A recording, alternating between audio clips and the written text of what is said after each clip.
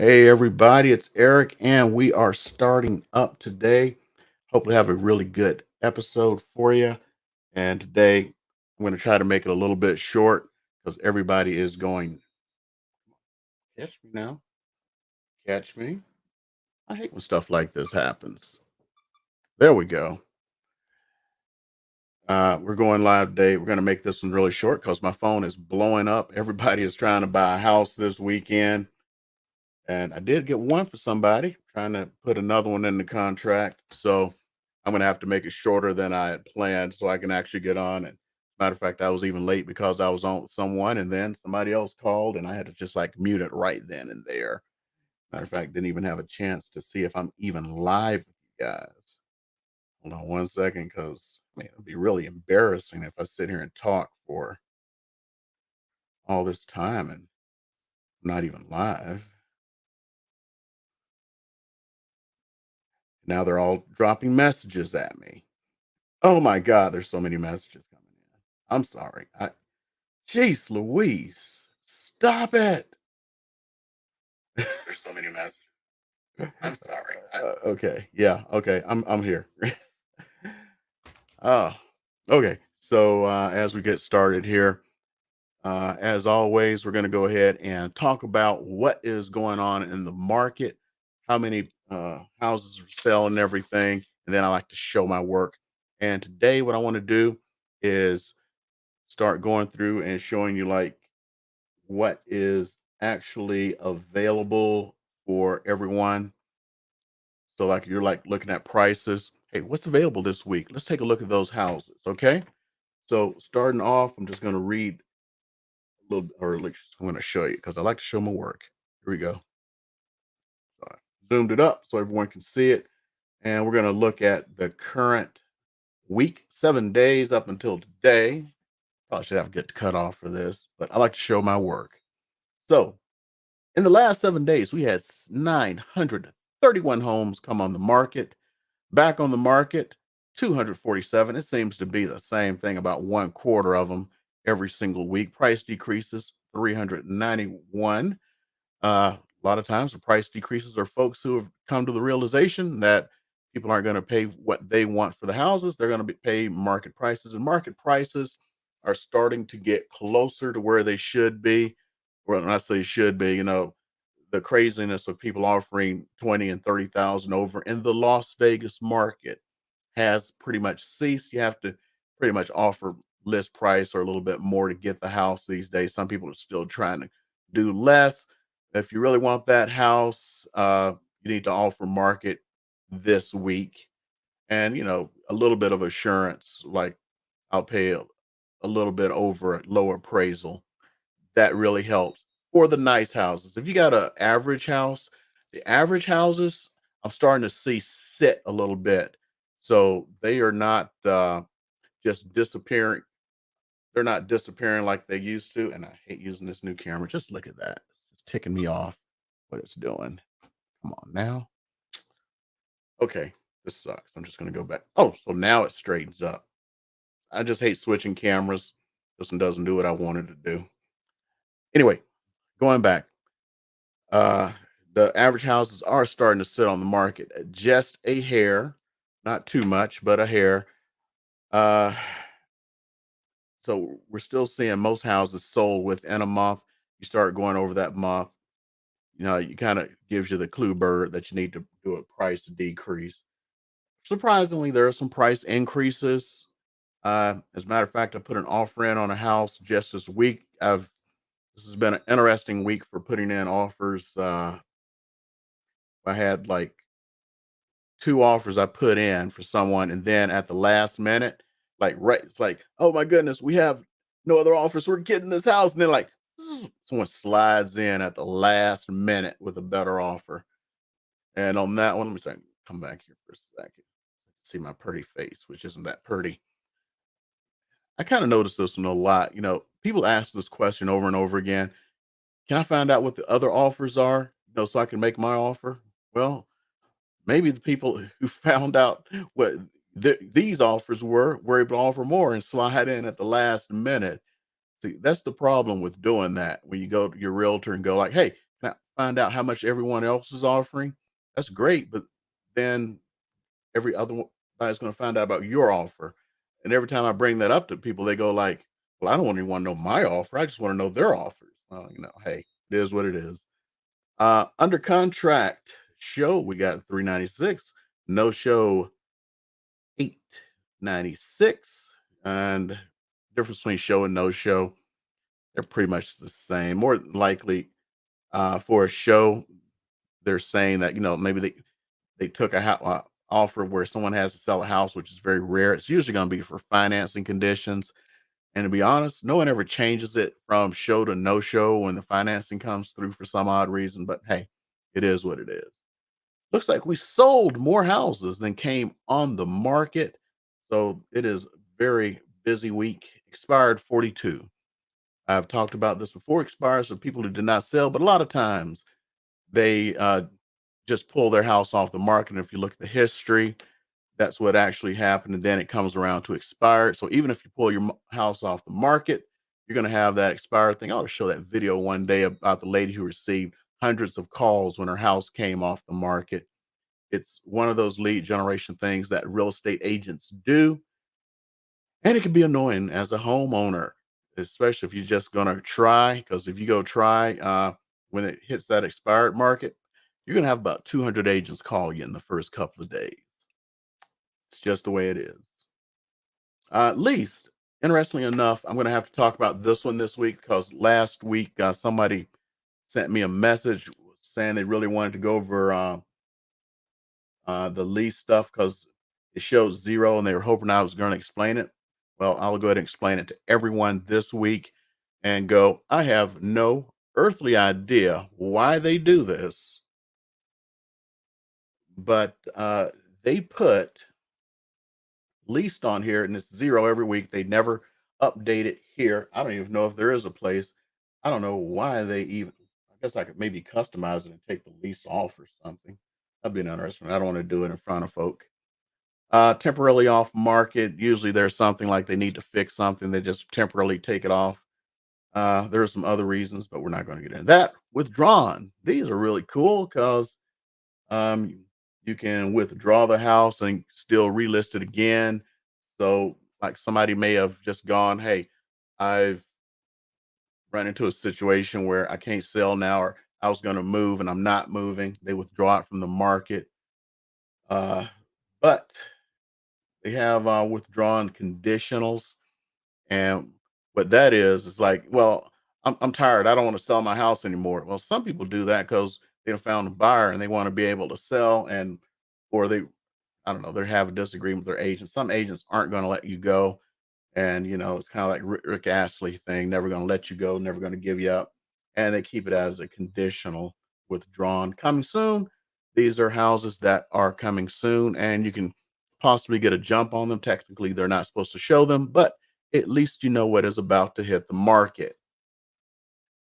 So let's see. Let's go ahead and see what kind of new listings we have here. I'm going to come off of this just in case there are some notes that people are not. Oh my goodness, I hate this camera.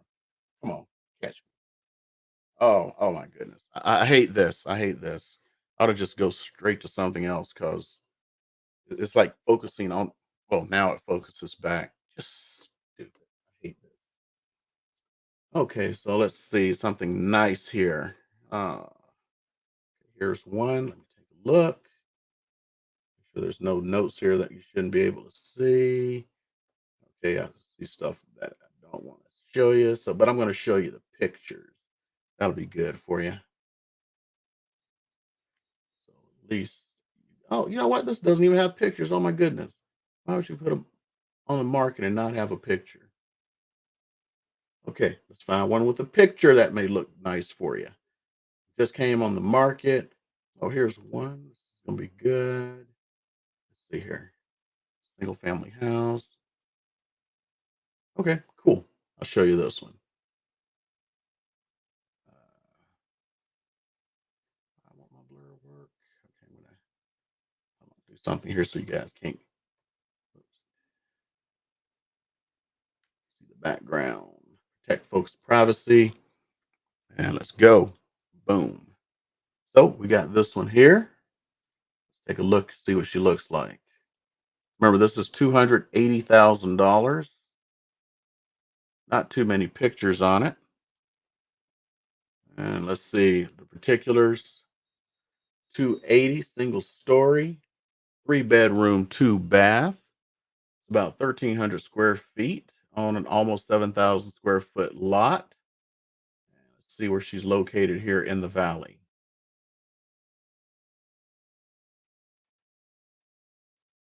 Okay, it is kind of to the east side between Nellis and the freeway. Major crossroad is Alexander. So, yeah, typical for that part of town. Let's see what else we get over here. Look good for you. Let's see. Something good about median price. That one looks nice. See what we get here. Oh, now that is prime. That's prime. Okay, this one is about 450,000. Get the picture up here for you.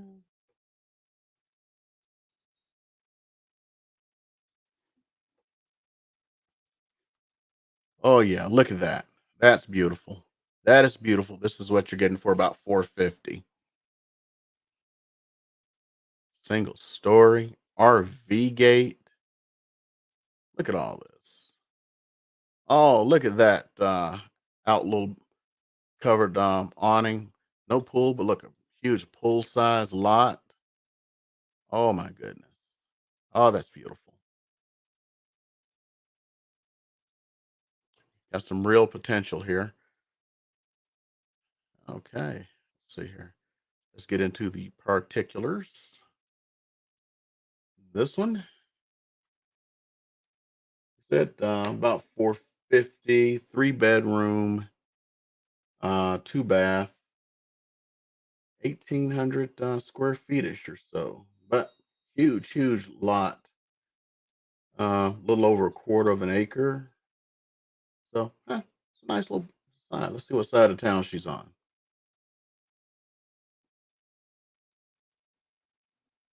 And oh, that was down in Henderson. Kind of old Henderson, if you guys know the area. So it's in the old Henderson area of town. Okay, cool. And let's see what we got available in the market today for the Las Vegas, North Las Vegas, and Henderson area. Head myself up for that. Bada bing. I'll let you follow along so you can see I'm showing my work. So we're just going to look at what is active out there. We'll start with single family homes. And we are going to see here. Active single family. Right now we have 3,815, but that's for Southern Nevada. Let's narrow that down unless you're thinking about Pahrump or something like that. So let's narrow this down just a hair so you know what we have in the local area. Okay, going back, we now show 3,368 homes, 255 townhomes, and 419 condominiums. And hey, what if you like a manufactured home? 61 of them. And let's take a look at it. Look at my results, at least see what's available out there. The least expensive mobile home right now is let's call it 55,000, with the most expensive one being that don't even make any sense. 1.2 million. Something tells me somebody messed up there. I've got to see this. Okay. It's got a manufactured home on it, but it's on acreage. That's why it's 1.2 million. Okay.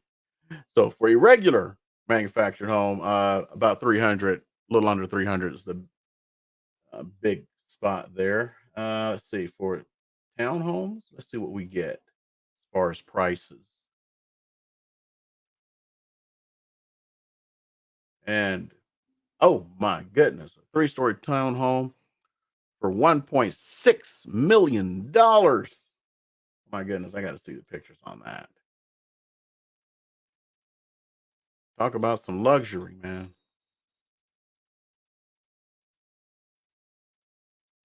Okay. And let's find what the cheapest is. What do we get? Okay. Wait a minute. That looks familiar. I'm gonna have to look at that one because I swear I sold actually had a listing out there. Let's see here. They want 110. Oh, I am positive. I'm gonna take this off so you don't see where it's located, although you did see the address. I just have to know because I know I sold in that complex. I had a listing in there. Hold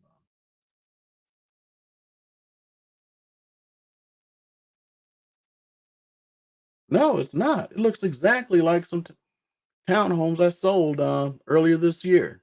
Okay.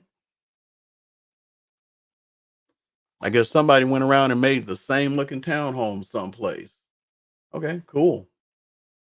And back to the single family. So you know we're gonna have a multi-million-dollar house in here.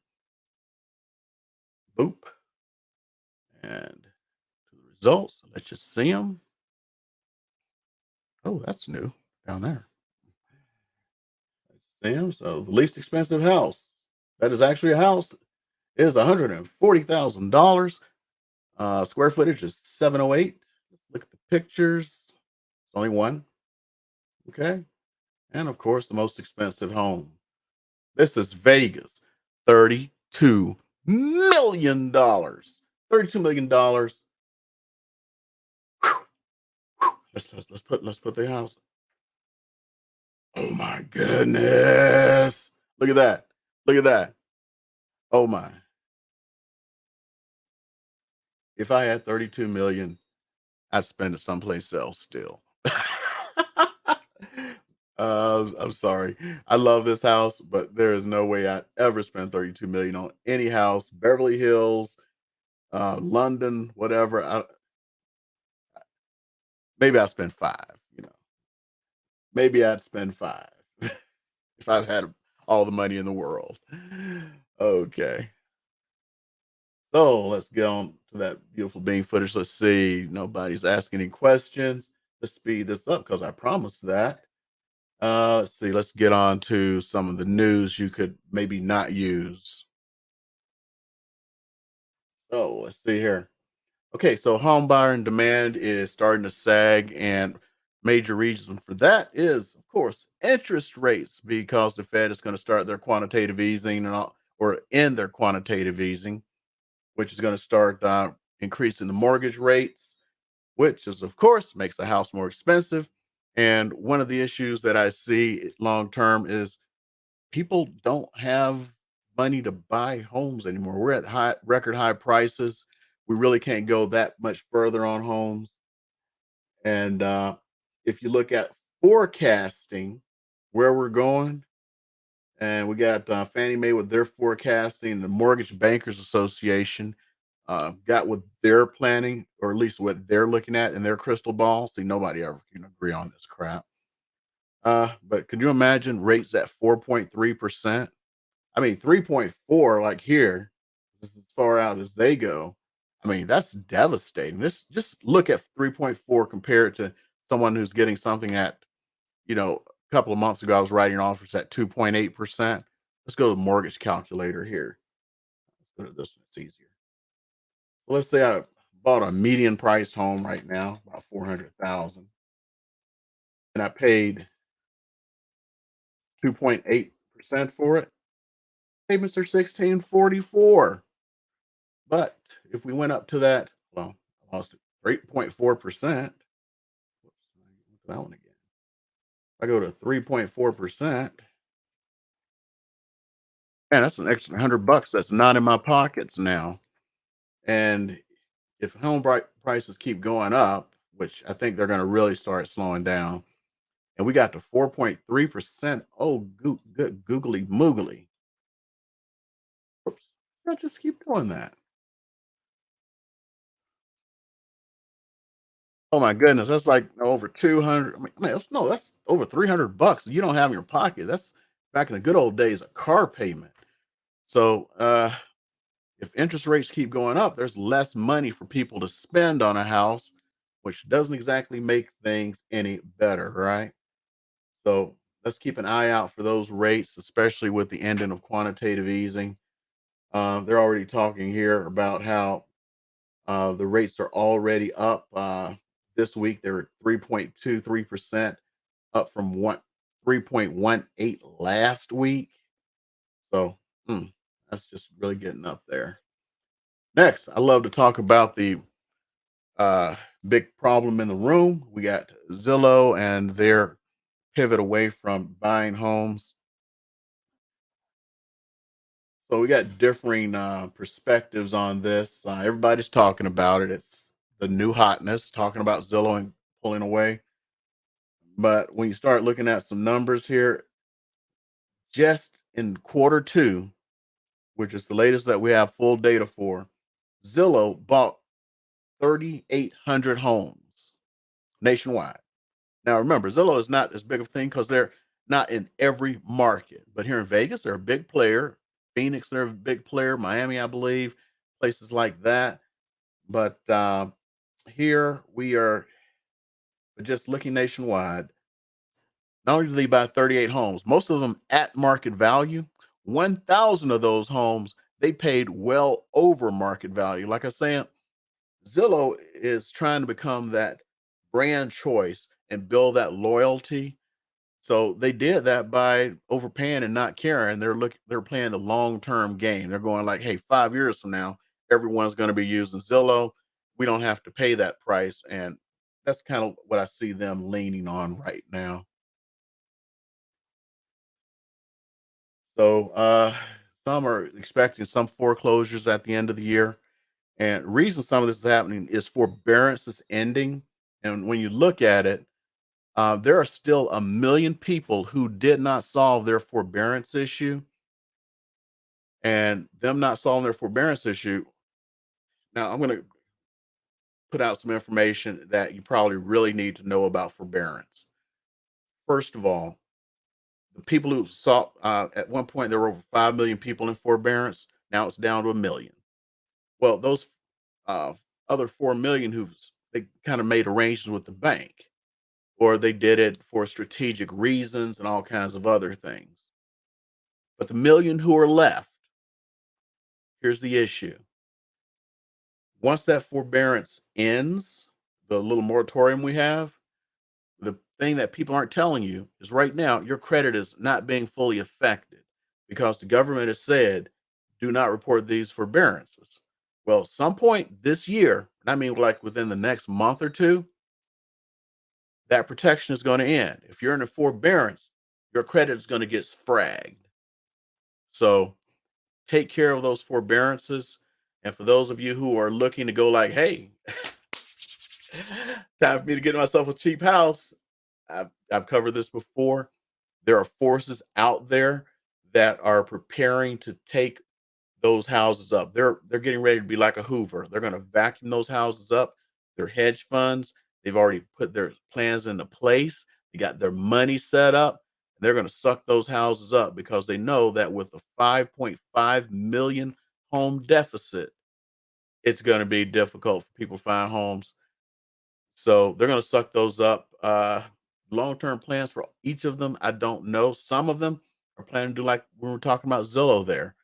They're going to flip those homes. They're going to fix them up and flip them. So it's kind of bad news for the consumer because if there's a $400,000 house out there and they buy for 400,000, the seller's good because just about everybody is above water in their equity. So now, okay, they're happy, but you're going like, well, I didn't get a house. Well, you'll get a house, but it's going to cost you 450 now or 500 because when they go in there and they do all of those repairs and fix it and make it look all nice and put the granite countertops in and all that jazz. That's where the issue is going to come long term. So it could lead to higher prices. Don't know. We'll see, especially with the interest rates possibly going up with the ending of quantitative easing. So, you guys, Really appreciate you coming here tonight. Do not see any questions. So I'm going to go ahead and let you go. But before I let you go, if you have not hit that subscribe button, go ahead and do me a favor and hit that. If you like the video, go ahead and like it. And I'm going to start probably next week. I'm going to start running some contests and things and have some good stuff for everybody who comes on and subscribes and likes and everything like that. I just need to work out the logistics. Uh, One of them is going to be a vacation, which is going to be nice. So we're going to have some real good prizes out there for you guys that I'm going to be paying for you. So go ahead, stick around, hit that subscribe, because if you're a subscriber, when time comes, you're still going to be in the mix. Okay. Hope you guys enjoyed it. If you have any questions, leave the comments below.